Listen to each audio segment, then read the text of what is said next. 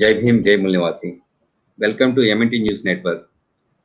And today we are going to discuss on the topic why the constitutional institutions of the country are becoming dwarf before the government. For this subject, we are inviting Dr. G.Mohan Gopal, sir, former director, National Judicial Academy, Bhopal, and Mulnivasi Illayababu, sir, is Ambedkarite for People's Forum from Chennai, and Mulnivasi Dr. Rajesh Komath, sir, Associate Professor of Social Science, Mahatma Gandhi University, Kottayam, Kerala. So, three eminent panels are there. Out of three, Mulnivasi Illayababu is unable to contact now due to some network problem, and he will join later. And welcome, sir, Dr. G.Mohan Gopal, sir. Welcome to the studio. Sir, Jai Bhim, Jai Mulnivasi, sir. And welcome to Dr. Rajesh Komath, sir. Jai Bhim, Jai Mulnivasi, sir. Jai Bhim, Jai Bhim. Sir, so now I request Dr. Mohan Gopal, sir, to initiate the live discussion, sir. Sir, welcome, sir. A lot of responsibility and a lot of responsibilities are there in these constitutional bodies, and they are working well. Even though they are working well, why their influence is coming down? Sir, Dr. Professor Mohan Gopal, sir. Yes. Thank you very much, Tilakumar ji, for inviting me and for giving me this opportunity. And I'm very happy to be here in the presence of the other panelists also. But I would like to begin by saying that, look, I don't think we can, we can come to a conclusion that all these are constitutional institutions or bodies. Some are constitutional functionaries, constitutional authorities, and some are constitutional institutions. So this is a very long list, but there are a few of them which we may want to focus on. And secondly, I don't think we can say that all of them are necessarily I don't know what exactly is meant by dwarf before the government, but I think as you yourself said a little bit earlier, many of them are functioning according to their responsibilities. But I think perhaps the focus of the concern, since time is limited, are on, and you have not listed here, I've noticed you have not listed here the judiciary, the Supreme Court, the High Courts, and the subordinate courts, which have a separate chapter in the Constitution of India. So those are very important constitutional bodies, which we actually should include in this list. So maybe what we should, I would suggest, is that we should focus on the concerns about the independence of some of these very crucial bodies, where we have material where we to say that there is public concern about it, and the need to think more deeply about these institutions, whether they're actually discharging their responsibilities independently or not independently. And so that is one aspect. The second aspect is that when we look at this question, we have had a time where take the judiciary at the very beginning of our republic. The judiciary took many positions that actually struck down very progressive legislation by elected legislatures, and took a very conservative position, very narrow view of our rights. And there we may have felt that the judiciary was acting independently, definitely independently of the authorities, but the concern was that they were not acting in line with the democratic sentiments of the people and the aspirations of the people. And so sometimes we want these institutions to work independently, but we also want them to reflect the democratic aspirations of the people and the values of the Constitution, and that I would and do so independently, of course. So separate from independence, even if there is no question of independence, there is a second concern that these constitutional authorities may not now be actually working in line with the constitutional vision and aspirations. And one very quick example I can give you is reservations. Over the last, ever since Mandal Commission, there have been at least 7 major major constraints that have been put on our fundamental right to reservations by the judiciary, and 5 by the political executive. Already altogether 12 restrictions have been put on what was simple and plain right in the constitution of backward classes under Article 16.4, and socially and educationally backward classes under 15.4 to have reservations, and in 16.4 to ensure adequate representation of these backward classes. But the judiciary has put in 50% ceiling. For example, they've put 50% ceiling. They've excluded creamy layer. They have limited it to appointments and not just promotions. They have put in requirements of data on inadequacy of representation, impact on efficiency of the government. They have put a number of restrictions without which we cannot have access to government. And they've also said, in my personal view, from a legal point of view, wrongly, that the reservation is not a fundamental right, although it is part of the fundamental rights chapter. And no less than Dr. Babasaheb Ambedkar had described the right in Article 16.4 as a fundamental right. So we are dealing with 2 sets of public concerns. One are some institutions, some specific institutions being independent of the government or not, and second are these institutions working independently of the constitution, rather than going along with the plain aspiration of the constitution, that the purpose of that we the people have decided to constitute India, resolved solemnly to constitute India into a sovereign, socialist, secular, democratic republic, and to secure to us justice, social, economic, and political liberty, equality, fraternity, and dignity. That is the main purpose of this republic. Article 38 sets out the main purpose of the republic. So here we are concerned that some of these constitutional institutions may be being independent of the constitution, and not paying enough attention to the constitution. So these are the 2. I think by the word dwarf, I would understand that word to mean these 2 concerns of some institutions. And maybe we can, after this initial response to you, we can start to get deeper into which these institutions are we want to focus on, and what our concerns are about how these institutions are working. Are our concerns justified or not, and what do we do about them? Thank you, sir. Professor G.Mohan Gopal, sir. Now, I would like to ask Dr. Rajesh Komath, sir. Sir, Dr. Rajesh, sir, are each constitutional bodies are independent? Can government intervene in the functioning or appointment of important posts in these institutions? Sir, Dr. Rajesh, sir, please explain. Yeah, thank you so much for inviting me to this session. I heard Professor G.Mohan Gopal ji was talking about the larger issues of the constitutional bodies and the independency of each body that functions under the constitution and also under a government. The question to me that is very interesting and very probing one, because it is nowadays are well questioned, and people of India are very concerned about constitutional institutions under a particular kind of democratic government. This issue was very important even before the independence.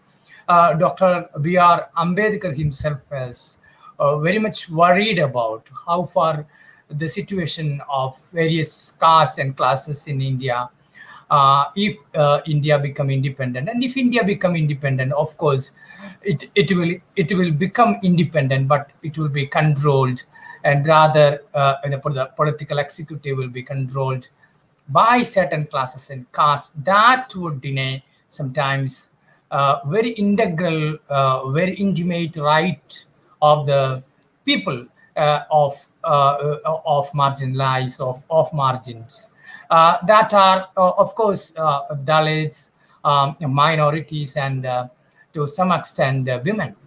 And these issues have been addressed by various political parties, by forming various political parties to, to give an expression to the voices of the people, that is certain sections of people.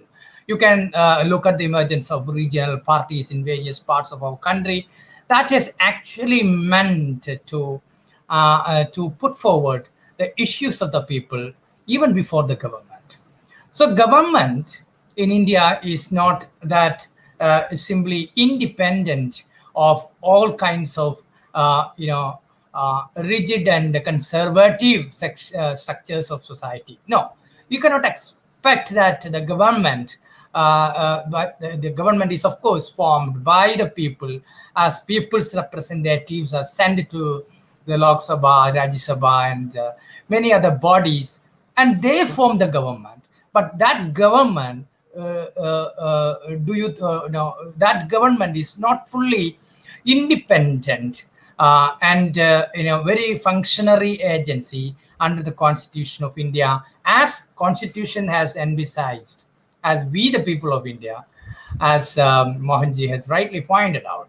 The question is very interesting in the sense that lots of the government departments and agencies have formed to address particular issues of the people and particular issues of the particular kind of people.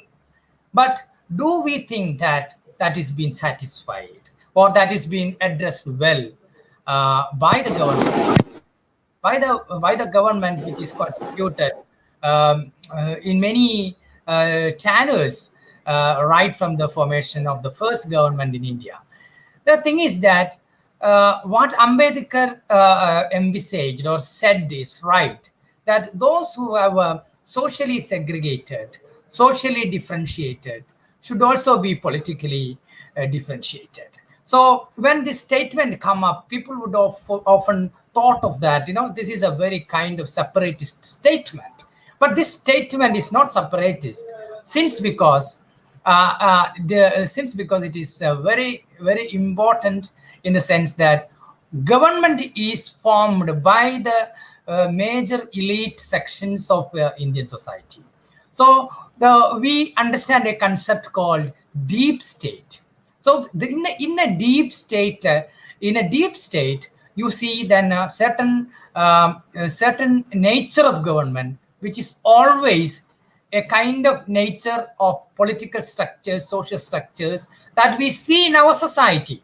So all this, what we see in our society as caste structures, as gender structures, as structures of untouchability, social distancing, etc., is also reflected in the government. So government is not fully independent from the all that is we have in our society. So a reflection of what is there in society will be reflected in the government too. So in that condition, can you think that a government can fully be independent and fully be autonomous under a constitution? This is a question which is a question to be addressed by understanding the social realities, political realities. So those who are stronger in political in body politic of Indian society is becoming much more stronger, and they rule their own government to protect their own ideologies, and in that process the people who are not really become a voice of the politic becomes marginalized. So in that process, it is a social process. At the same time, it is also a political process. It is a process of an outcome of the government. So government functions or government becomes more or less independent and more confined to the Constitution of India only when people at the margins or people at large are really questioning the deeds of the government and dissenting their voices against the certain policies of the government and try to correct the government. In that process only, the opposition becomes a very important part to make the government independent and be in a constitutional umbrella. But this sometimes will also be questioned in India. The opposition also sometimes become very aligned with, very closely aligned with the conservative structures of Indian society. So what is to be changed is the understanding of the government and its formation itself, the representative democracy, and the real and genuine representative of the people, of various concerned sections of people, to raise their voices to be heard, not only in parliament, but also to be there in the policy, and that should be implemented. So we cannot say that any government, since the formation of India, I mean Indian first government, there is no government which is completely independent and worked under constitutional morality or constitutional norms. Constitutional morality and constitutional norms are there. They are abiding it in principle. But when the functions of the government come up, various pressure groups and interest groups as political agencies campaign for it, and they control sometimes the government's functions. And in that process, it's become very alien to certain large sections of people. This is what we see in our contemporary India too. So I would say that you cannot presuppose that a government should be completely independent in the way that it is envisaged in the constitution, or in the way we envisioned by the constitution makers. So what I will just stop my comment by stating that if a government is not properly formed, and if a government is not actually addressing the constitutional and political morality, the laws are becoming just letters that is written on the paper. So what is important is the government. So Ambedkar has clearly made it categorically that I have made all these kinds of norms and provisions and articles and everything to protect the people of India, and at the same time protect certain sections of India, considering their unprivileged social background. But if that law is being not well recognized by a government, then the meaning of the law is completely void, null and void. So government should be really a representative of the people and by the people and for the people. But we can just utter, we can just say and write about this, and we can eulogize the people-centric idea of the politics. But in practice, there is a deep state that is always there in any government, and especially in India, the deep state is always a conservative kind of state which protects a certain kinds of minority, and majority is always outside the realm of political and constitutional morality. So that is it. I mean, I will add it on next question after some of the questions you put up. Thank you, Dr. Rajesh. Welcome,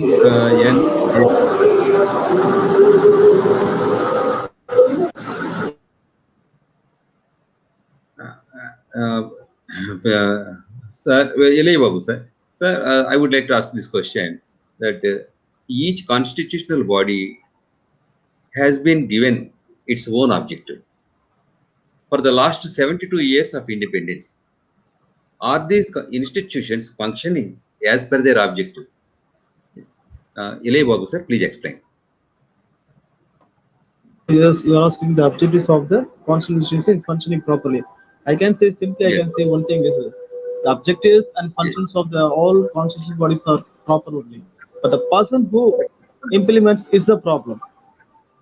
The person who implements is the problem. Objectives of the constitution institution of constitutional bodies are everything is safe. and his ultimate objective is to serve the need and serve the nation. But the people who sits in the position and implement is a problem. The law is okay, the law is correct, the constitution is correct, the document is correct, but the person who implement is the problem. If we know the value of the country, if we know the things properly, they can implement it properly. I can say that the person, it depends on the person also. You also told about the elected representative. Even in India, some elected representatives are working for the development of the poor, but majority of not they're doing. It depends upon the personal thing only. So, in my opinion, the constitution is okay, the laws are okay, but the person, the people who holds, they are the responsible. If they are clear, means everything will be good only. But most of them are not so. Last 70 years, we are saying, even if I go for me personally for the SCST atrocity acts, in most parts of the this country, it's not implementing properly. Once they don't know how to put it also. So my opinion is say constitution is okay. Even for more than 100 years also our constitution will be relevant only, but it depends upon the person and the party who holds the power, who is going to implement it. That's my opinion. Okay, so thank you, Illayababu sir.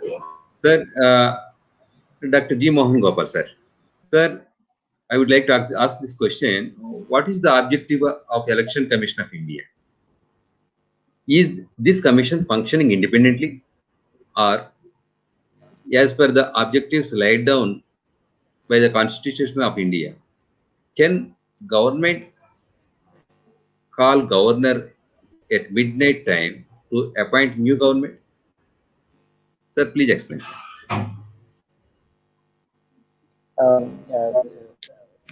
Sir, with your permission, Mr. Tilak Kumar, I would like to address one or two points in response to the comments made earlier so that we have a continuous discussion. Otherwise, it becomes like an interview where you're asking me a question, I'm answering it. It's not a discussion. So, do I have your permission to address some other broader issues which we need to make clear, in my view, before Yes, we yes, move yes, forward? sir. Yes, sir. You can address. You can address. You can conclude in Continuing, because you're asking very specific question about very specific issues, but we have to understand really the broader question of why, what is the problem we are talking about here, right? And I think both the earlier panelists have made very important points in that direction. I think Dr. Komath has pointed out, Komath has pointed out that there are multiple forces, political forces that work together, and government works only within the context of all those political forces, not independent of them. And so we have to have a deeper understanding of the processes. And Mr. Illayababu also correctly pointed out that the challenges of individuals failing in their responsibilities to the institution and not doing what they're supposed to do. And if I read from the oath of a constitutional oath of a High Court judge or a Supreme of judges, then it summarizes Mr. Illayababu's point, because the oath that they take is that I will duly and faithfully and to the best of my ability, knowledge and judgment perform the duties of my office without fear or favor, affection or ill will, and that I will uphold the Constitution and the laws. So Mr. Illayababu's point is that, is this oath being followed in all cases, and how do we know, and what is the mechanism we have for that? In the light of these comments, I think our specific concerns are, including your question now, about the Election Commission of India, about mainly about judicial institutions, Supreme Court, High Court, subordinate courts, Election Commission of India, and the civil service, which you have not listed as a constitutional institution, but actually it is not listed as an institution, but the civil servants of the country are given special protection directly under the Constitution, that they cannot be removed without a certain process being followed, and cannot be removed by in authority below their appointing authority and so on. So they're given protections, for example, in Article 311. So I think a lot of the concern in the country is about whether the civil services is working independently, whether the judiciary is working independently, and whether the election commission is working independently. And I think to a lesser extent, some of the other bodies that you've mentioned, for example, the Comptroller and Auditor General, the Union Public Service Commission, two very, very important bodies, the commissions for OBC, SC, ST. So these are the main areas where there is concern about whether these institutions are functioning independently, and we have the advantage of understanding that these institutions work within a broader political context, and we are also talking about individual failures. And I would say the challenge, that practical challenge that we are facing, is a question whether what is going on is that individuals are acting under orders which they are not supposed to act under. They're acting under orders from extra constitutional authorities or extra constitutional sources, like political parties or political movements or social organizations. Are they acting under orders or not? And if so, that would be completely legal, if it's done legally or illegally. And there is a concern about that. And there is a second concern where even if somebody is not instructed either by an official authority, an official without adequate authority, or some extra constitutional source, they're not instructed. Are the decisions being made in accordance with this oath, upholding the Constitution and the laws, or are they being made motivated by other political, ideological, personal interests? We are not entering into the area of corruption, but independence. Corruption is also a way of undermining independence, but we are looking at it more ideologically and politically. And so I think the main and so with these questions, what I'd like to say is that we have a very unusual context in our country. We've had it once before, but this time very strongly and very aggressively. We have a very unusual context in this country. And that unusual context is that we have a ruling party which draws its ideological inspiration from a social and cultural organization, and certain ideologues whose views are totally opposed to the Constitution. And they're publicly committed to that ideology. And what are those ideologies? When we say secularism, they want a theological state. When we say democracy, they want a monarchy. So if you take the writings of some of these ideologues, they're saying democracy is not good, we need a monarchy. That secularism is a bad idea, we need a theocracy. That they're against socialism, they're against a republic. And so if you look at the preamble to the Constitution, they're against almost all the fundamental ideas in the preamble, very openly and very explicitly. And they're against equality, they're against freedom, they're against individualism and individual dignity. They believe that the individual should be sacrificed for the country and the community, and individualism is for them not a good idea. They want patriotism, they want total sacrifice of the individual for the common good. And they are also committed very openly to create a Hindu Rashtra, which has been a long-standing, open, transparent agenda. And so if we go back, this is not a new concern. We had on the 27th of August 1947, one Mr.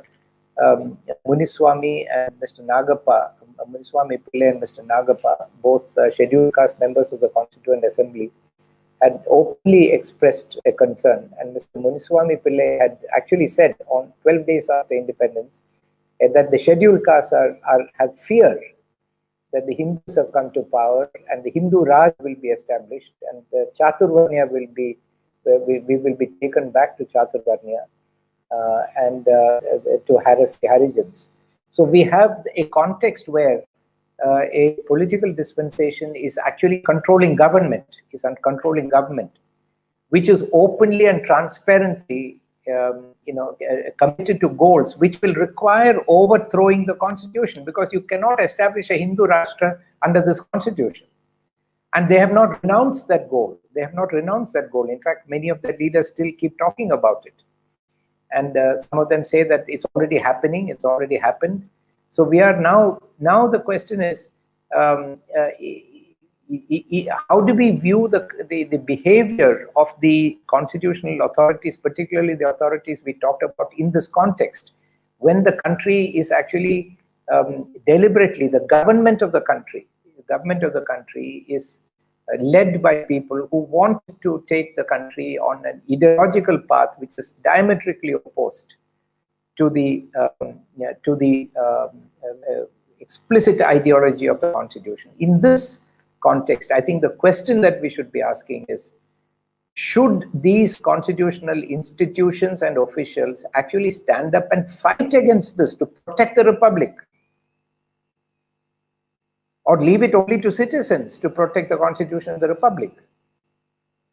So what is their responsibility? This is what both Mr. Illayababu and Mr. Dr. Komath are asking. What is their responsibility?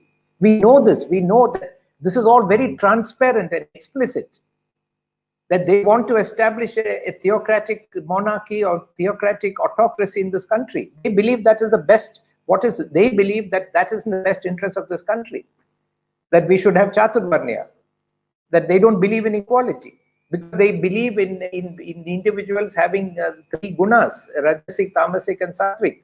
And if you don't have Sattvic guna, that God has not infused you with Sattvic guna, you can't rule this country. So you can't choose people like that through elections.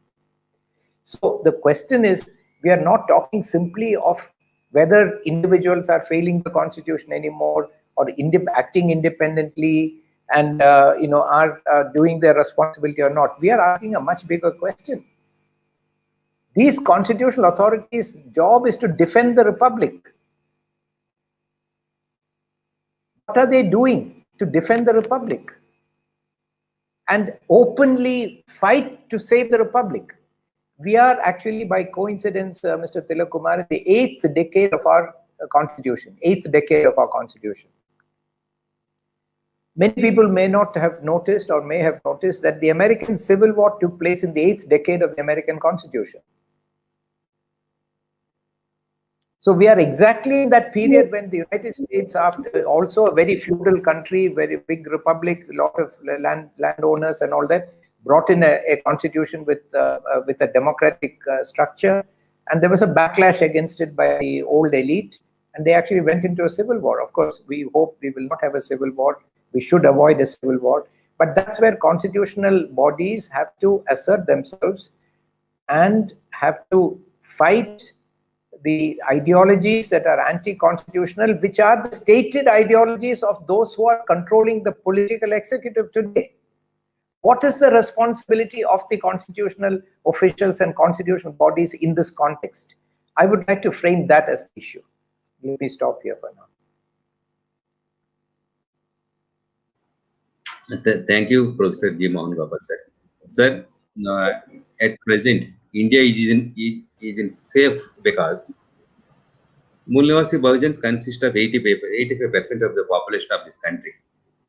These people are having weapons because they are working in Indian Army, they are working in Indian Navy, and they are working in Indian Air Force. So Shodras have possessed weapons and safeguarding the country. Because of that reason only, the country is in safe. When they were not holding weapons, Mughals defeated India and Britishers defeated India. So we can proudly say that we are protecting this country, and whatever the caution you have given now is very, very important, and that needs to be enlightened and informed to the most of the educated intellectual class in this country. Sir, now I would like to request Illayababu, sir. Sir, for this question is for you. There are various commissions for the welfare of marginalized sections like SC, ST Commission, OBC, BC Commission, Minority Commission, etc. Current days, these are there are no news of reports of these commissions. Are these commissions independent? Our observation is most of the members from various ruling political parties are becoming members of these commissions. Are these commissions are also managed by government in power? What can be the remedial measures to work these institutions independently? Illayababu, sir. Sir, it's a very good question. This I think this question is relevant to me because you're talking about the commissions, especially I want to tell about the Scheduled Caste Commission. The commission, National Scheduled Caste Commission, and also I'm talking about the state election commissions are meaningless. They are not functioning properly at all. They don't know what their duty. They don't know what to do. They're simply obeying the party head and doing what they want to do. If you see for the national Tamil Nadu's election SCST Commission, National SCST Commission, even the chairman, Chairman L. Murugan, I took a project in government MC Raja hostel. It's a government SCST hostel. I worked there for 4 months. Our work is to develop the infrastructure there. That hostel is under the control of the commission. It comes under the welfare commission. I think the hostel has been there for more than 70 years. For the last 15 years, the hostel has not been maintained properly. Even basic facilities also lack in this hostel. In that hostel, we worked there for 4 months through night and day. We changed everything through CSR fund, which is provided by TVS. At last, we finished the work. The commission chairman, vice chairman came there and say they do that. They took their name. Before that, I think I don't know her, the person name came to Tamil Nadu and met the Kalanjar, Chief Minister Kalanjar. There, that was the Chief Minister was Kalanjar. He asked about the special component plan fund. He told the Tamil Nadu government spent that money for the infrastructure builds of Chennai, especially building bridges in Chennai. He said, I used this money for that, but the commission here to that and didn't do anything. They left. National Scheduled Caste Commission is meaningless until it is free from political party pressure. In my opinion, I want those persons that are seated in National Scheduled Caste Commission should be partyless. They should be like some intellectuals, professors, like persons should be appointed there. If party politics enter that, nothing will happen. It is meaningless. Even PCR acts also, even I have been witnessed so many PCR act cases have not been properly registered, and the scheduled caste will come and just they will hear and they will go. They don't know even what the thing is happening. Since the election finished in Tamil Nadu, 24 incidents have been taken place. None of the incidents have been properly recorded by the National Scheduled Caste Commissions. I'm sorry for saying that because I don't know about other commissions, especially about National Scheduled Caste Commission. I can talk about more. Better it is, in my opinion, better it is to be dissolved. We don't want any commission because they are not functioning.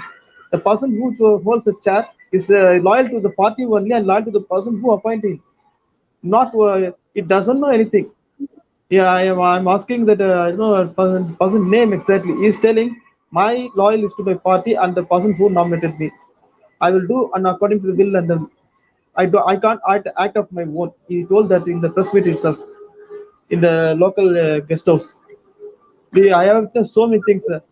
Today, the National Commission, Scheduled Caste Commission is relevant. It's a constitutional body, but it is functioning like a political party body only. So, for how many cases have been solved by National Scheduled Caste Commissions? Even and also other commissions. Commissions are commissionless only. They have just are functioning for the satisfy the people, to satisfy only, not to solve the problem. Okay, thank you, Illayababu, sir. We have to raise our voice against the wrong functioning of these commissions.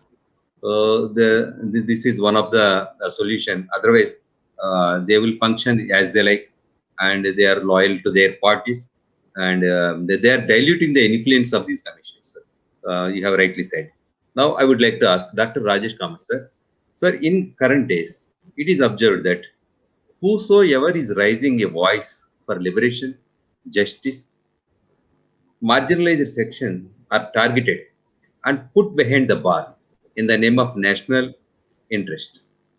As per Constitution, every citizen has right to speak and ask for justice. Is it justifiable? Can government do this? Under which provisions they had got these rights? And Dr. Rajesh. It's a very probing question. I mean, as both of the panelists, Professor Mohan Gopal ji and Illayababu ji, they made a very critical points. See, first point is to defend the republic. That is the point raised by Mohan Gopal ji. That is very important. The political parties' interest are to protect their ideology and to protect the people that is being supported to that party. So political parties are not meant just to organize and mobilize a certain kind of people under a particular banner. No, political parties have a very important constitutional morality to pay attention to the Constitution of India. But what happens is that the political parties formed their ideological base and tried to mobilize people that will be in a particular order that protect the interest of that particular ideology. So coming back to this issue of, the voices, the dissent voices of the marginalized people, and they have been asked or they have been put into jail, they have been tortured just because they have raised their issues in a public view or in a platform. That is not to question the government, or that is not to question the nation. But what these governments, the majoritarian government, I would like to call the government is a majoritarian government. The majority government always had a problem, always had extended lots of problems to the society. This majority government think that they have a particular tenure and it is being mandated by the people so that their ideologies can be implemented at any cost. But majority government is not should not think like a majoritarian term. A majority government is only under democracy. So a majority government or a minority government under a constitutional body, under the premises of democracy, should always be heard the voices of the people who are minority. But this is a spirit of democracy. The democracy is defined in such a way in our constitution is that it should be based on equality and fraternity and liberty. Just because of majority, you cannot think and act as something which is an autocratic in nature under democracy.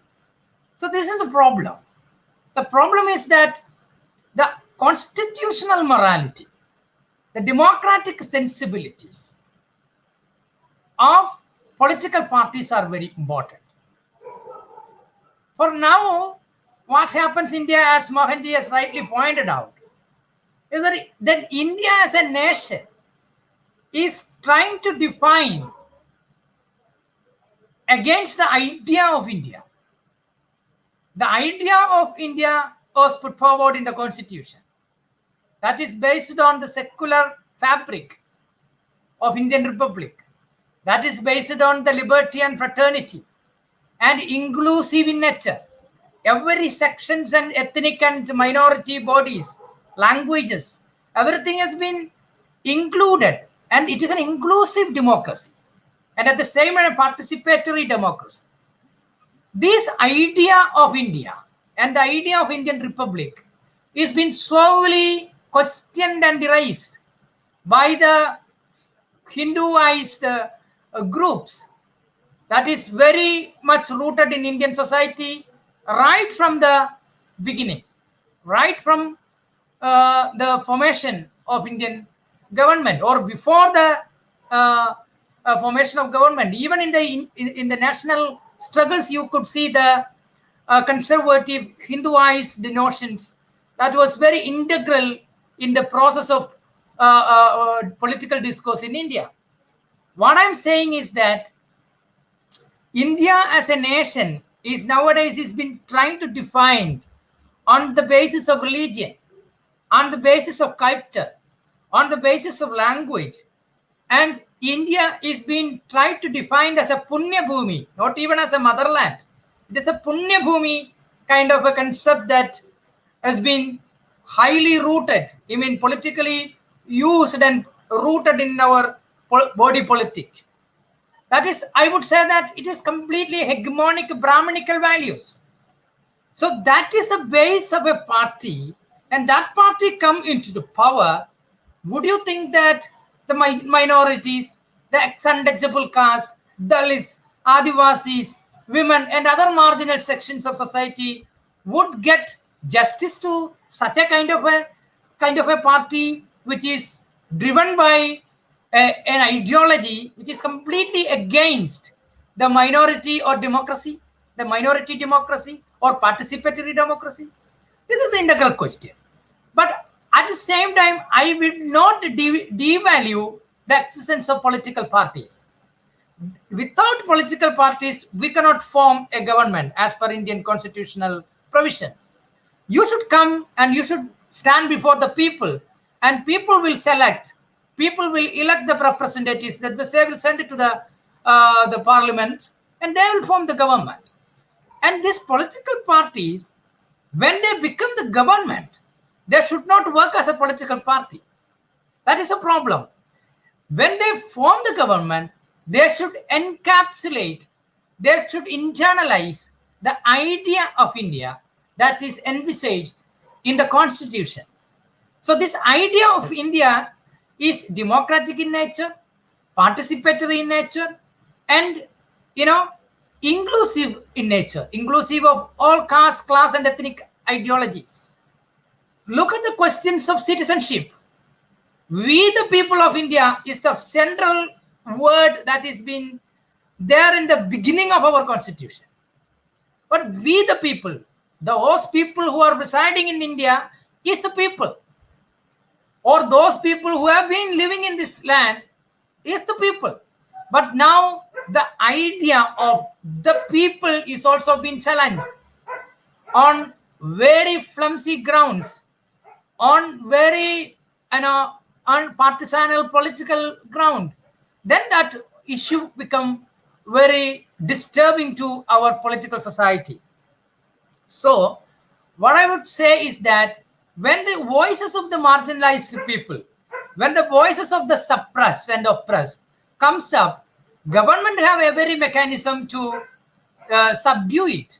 Government have every facility to mark those resistance are anti-nationals.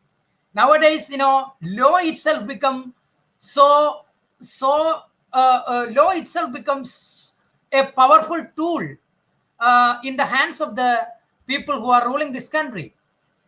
Dr. Ambedkar have rightly pointed out, I will quote him, law and order are the medicine of the body politic, and when the body politic gets sick, medicine must be administered. I would repeat, law and order are the medicine of the body politic, and when the body politic gets sick, medicine must be administered. So this is a kind of situation.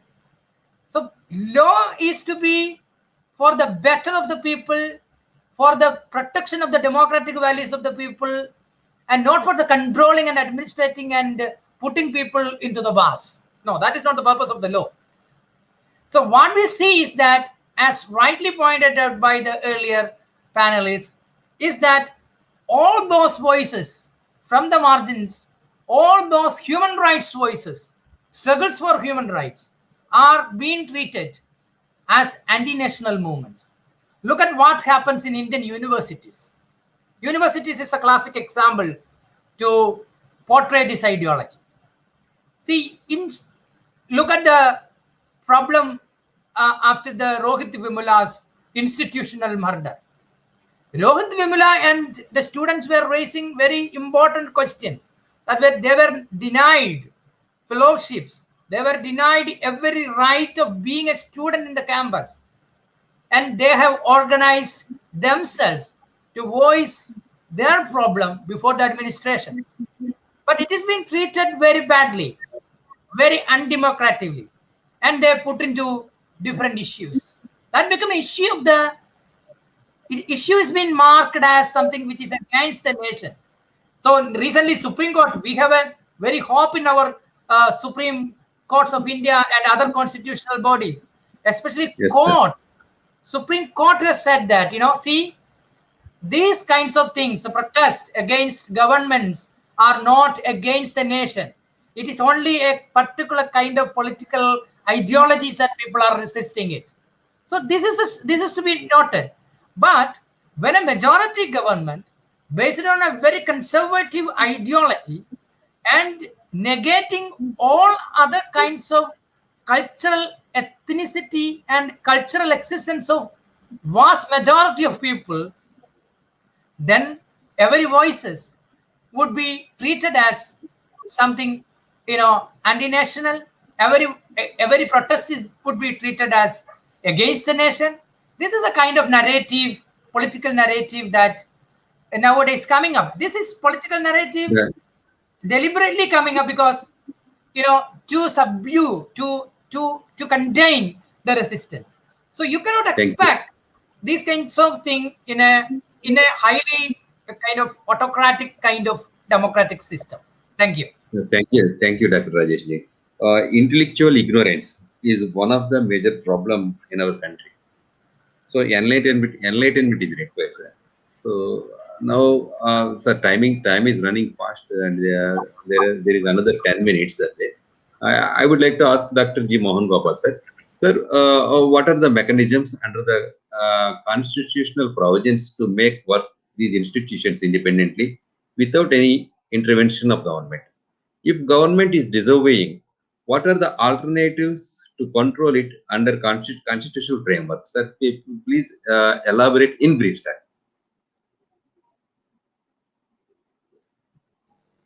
Again, I will request your permission to maintain some continuity with the discussion so that there is some logic to it. So the points that have been made earlier, I'm not repeating, but from my side, the point I made is that we are facing a very peculiar situation. Our constitutional institutions are facing a very peculiar challenge that the political leadership of the country is in the hands of people who are against the constitution, who to achieve their openly stated political and ideological goals have to overthrow the constitution, either directly or indirectly. So in this context, I think we have to understand that the challenge and the challenge we are facing is, yes, there are some constitutional institutions and constitutional officials who are responding to this with independence. And we've seen, Mr. Komath has referred to some very outstanding judgments of some courts where they're standing up for constitutional values and defending them. And I think we salute them. There are some others who may be acting, going along with the anti-constitutional ideology for due to fear or due to opportunism or due to some other personal factors. But the real concern is seems to be a large number of constitutional officials who are manning constitutional institutions who actually agree and are ideologically working along with the ideology that is trying to overthrow the constitution. They believe in it. They're acting as a matter of conviction rather than as a matter of pressure or persuasion or deviation. They are part of that mission to overthrow this republic and establish a Hindu Rashtra in our country. And such people are also being chosen selectively and appointed. People with this ideological background are being appointed to constitutional institutions. So we have a situation where we have to ask, how can these constitutional institutions work anymore when there are people inside and outside those institutions whose purpose is to defeat the constitutional institutions? And it is not a question of ensuring their independence, because they may actually work, as Mr. Komath said in the beginning, they may work quite independently, but their mission is to overthrow the constitution, not the institution, but the people who are wedded to the ideologies of those who are now openly ruling. Of course, the same ideology is shared by people in earlier parties and earlier governments. It is not new. But here, I think we have people who are officially committed to the establishment of a Hindu Rashtra, which is totally opposed to the constitution in our country. So we have dealing with this grave challenge of not just independence of these institutions, but these institutions being, in a sense, hijacked to carry forward an agenda to destroy the constitution. So question I raised first was, who will defend the republic, and then what will we do in a situation where some of our constitutional institutions may actually be in the process of being hijacked by those who believe that India should become a Hindu Rashtra. And what can we do in these situations? I think we must also understand the social context. What is going on is actually an attempt to retain Savarna supremacy, which is RSS, retain Savarna supremacy, and prevent the kind of democratization of the Hindu social order, and deny the Hindu Avarna communities, the backward classes, to use a constitutional term, from having their democratic rights protected, and to prevent social change. Whereas the purpose of the constitution is, as stated in Article 38 and 39 and 46, is really to bring about a new social order based on the values of justice and liberty and equality, fraternity and dignity. So when they're facing a very grave challenge of rescuing and protecting not only the republic, but rescuing and protecting our constitutional institutions from those who are trying to hijack it from inside and outside. And how do we? And they will not allow us to hold them accountable. So what can we do? We can try to be as truthful as possible, as clear as possible, and to protect and defend our constitution, our republic, and these constitutional institutions by ensuring that those who want to use it, hijack it for other purposes, are not able to do so. And they start, one of the most important constitutional institutions, which is not mentioned in the constitution and you have not put in your list, is actually the educational institution, the public educational institution, schools and colleges and universities. That is at the root of the constitutional idea of a free, democratic, equal, socially just society. Those institutions are being hijacked and subverted, and people are fighting back. But it's a very difficult fight that we are in, and I think we must understand the social nature of the struggle. That at the end of the struggle is also a struggle over chaturvarnya and caste, and the domination of the continued the attempt of dominant caste to continue to maintain power, although they're a small minority, and to deny democratic transformation of the society. So we have to understand the constitutional struggle. We have to understand of changing the nature of the republic. We also have to understand the context of the struggle for social justice and the struggle for annihilating caste, to put it in Ambedkarite terms, and to establish a new Hindu social order, as Dr. Ambedkar has said in his Annihilation of Caste, where the Hindu social order is based upon the principles of democracy and equality and liberty and dignity, and we can all live in peace with each other and in fraternity with each other. So it's a very complex issue, And I think I'm glad you focused on this topic, but I think it requires a lot of reflection. We've drawn attention to it, and let us all take this forward. Thank you, sir. Thank you, sir. A lot of work is required to enlighten the people. Now, sir, already the time is over. So I would like to ask Dr. Komath, sir, please conclude in a overall manner within 1 minute, sir. So you please conclude the total discussions and in a summarical manner. Please give your comments, sir. Yeah, the topic that we discussed today was very interesting one and very probing. But all of the panelists have actually pointed out the undemocratic nature of various constitutional bodies, which is controlled by the hegemonic structure of society, and they implement they see these kinds of commissions and constitutional bodies as a kind of mechanism to expand their ideology, and that's to be questioned. That should be, put before the people.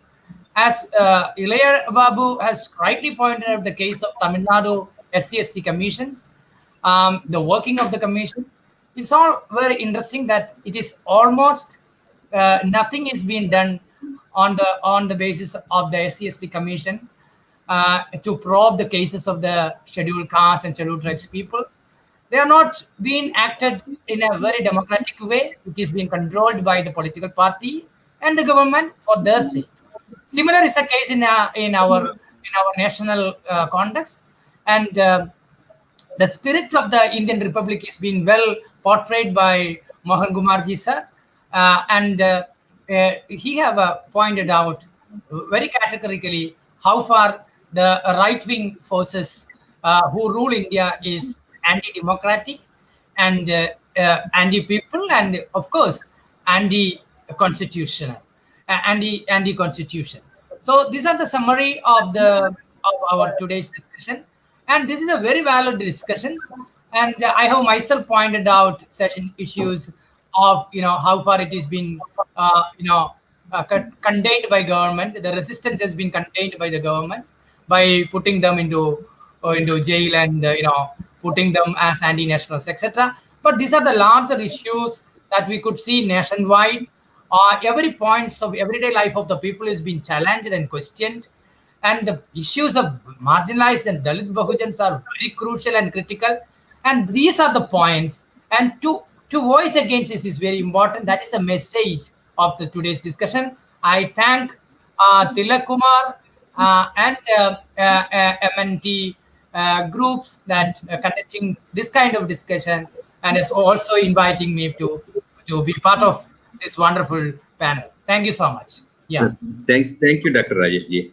And Mn.Prof Illayababu sir, I know you would like to say so many things, but because of time constraint, please conclude within 1 minute, sir. First of all, I think this is a very good conversation between us because we talked about the hot topics, the constitution, what happens today, whether it is relevant or something. So many things have been learned from this, especially the Mohan sir said that we should guard the republicans. That's a good, and even that Rajesh Komath sir also said a good quote. The law and the order is the medicine of the politics body. Is 100% true what Baba Sahib Ambedkar had said. And I want to say, finally, I want to say something about the Constitution of India. I think all you people have heard about that. These are the words of Ambedkar, not the words of me. He told that my friends told me that I am the neck of the Constitution. Again, my friends told me that I am the architect of this Constitution. And preferred quite finally, I said, and I will be the first person to burn it out. In what context he told, I don't know. But the thing is happening. The Constitution is okay. But the people, the person who is there, they are not good. If the thing is happened good, everything will be right, I think. I thank for this one. Thank you. Thank you, Illayababu sir. And finally, Dr. Professor G.Mohan Gopal sir. Sir, you have enlightened our viewers in a systematic manner, and you have elaborately explained. And sir, finally, we want to take your final concluding message. Sir, please conclude within 1 minute, sir. Certainly. Thank you very much, Mr.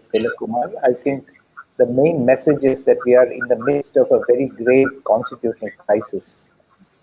We are in the midst of a very grave constitutional crisis where there is a very serious attempt to overthrow the constitutional republic and retain Savarna supremacy and prevent the Bahujan, Dalit Bahujan masses from from democratizing the polity of this country. And this involves the diversion of constitutional institutions away from their constitutional goals, undermining of constitutional goals, and also hijacking of these constitutional institutions. So we have to, as citizens of this country, we have to defend the constitution, we have to defend the republic, and we must defend faith in the constitution, as Mr. Illayababu has also emphasized.